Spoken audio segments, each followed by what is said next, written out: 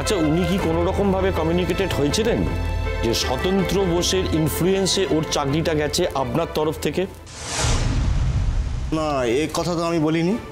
আশা করি আমার মেম্বাররাও বলবেন না। উনি কোথা থেকে কিভাবে কমিউনিকেটেড হয়েছেন সেটা তো আমাদের জানার কথা নয়।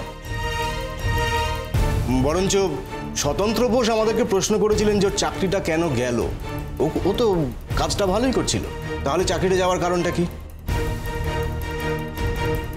আমি তখন স্বতন্ত্র বোসকে পুরো ব্যাপারটা বিস্তারিতভাবে বোঝাই যে এদেশে আমাদের বিজনেসটা খুব একটা ভালো চলছিল না, তাই কোম্পানিকে এই ফায়ারের সিদ্ধান্তটা নিতে হয়েছিল।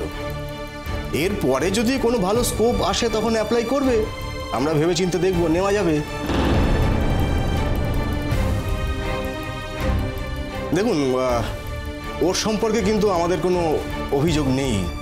আশা করি আমি আপনাদের সমস্ত প্রশ্নের উত্তর ঠিকঠাক দিতে পেরেছি। আপনাকে অসংখ্য ধন্যবাদ। Thank you ma'am. ঠিক আছে, আপনি আসতে পারেন।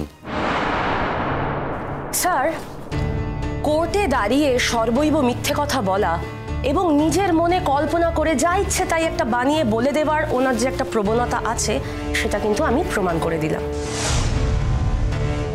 স্যার, যে সামান্য একটা চাকরি নিয়ে মিথ্যে কথা বলতে পারে, সে যে নিজের মায়ের সম্পর্কে বানিয়ে বানিয়ে অনেক রকম কথা, মিথ্যে কথা বলবে না, এর তো কোনো মানে নেই।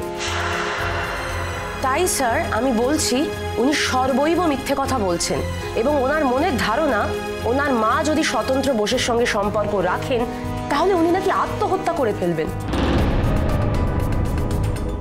স্যার, এটা তো আইন কোনোভাবে সমর্থন করে না। যে কোনো প্রাপ্তবয়স্ক মানুষ, যেমন আমার ক্লায়েন্ট কমলিনী মুখার্জি, তিনি কিভাবে জীবনযাপন করবেন, কিভাবে তার জীবনটা কাটাবেন, সেটা কমপ্লিটলি তার ডিসিশন। তার মৌলিক অধিকার আছে কিভাবে তার জীবনটা তিনি চালাবেন সে ব্যাপারে সিদ্ধান্ত নেবার। এ বিষয়ে আমার মনে হয় না আমরা কেউই কোনো কথা বলতে পারি বলে। রুদ্রপলার সম্পর্কে আমি আজ যা তথ্য প্রমাণ দিলাম, আশা করি স্যার আপনি এই বিষয় সঠিকভাবে বিবেচনা করে দেখবেন। এবার আপনার কাছে আমার শেষ প্রশ্ন। দেখা যাচ্ছে আপনার এই সমস্ত অভিযোগগুলো বিয়ের পরে হঠাৎ করে প্রকাশ্যে এসেছে। সেক্ষেত্রে দেখা যাচ্ছে আপনি কিন্তু যথেষ্ট রকমের ইনফ্লুয়েন্সড। আপনি বারবার আপনার শ্বশুর বাড়ির কথা বলেছেন, আপনার স্ত্রীর কথা বলেছেন, কিভাবে তারা আপনাকে ইনফ্লুয়েন্সড। ও, আপনার স্ত্রীর যা ট্র্যাক রেকর্ড, যাকে ভরা আদালতে আমি বললাম না সেই নিয়ে কোনো কথা, কারণ উনি তো ডিরেক্টলি এই কেসটার সাথে কোনোভাবে ইনভলভড নন। কিন্তু আপনার স্ত্রীর ট্র্যাক রেকর্ডটা আমাকে বাধ্য হয়ে স্যারের কাছে জমা দিতে হচ্ছে, তার কারণ আপনি নিজে মুখে বলেছেন যে আপনার স্ত্রী আপনাকে প্রচন্ড লেভেলে ইনফ্লুয়েন্স করেছেন।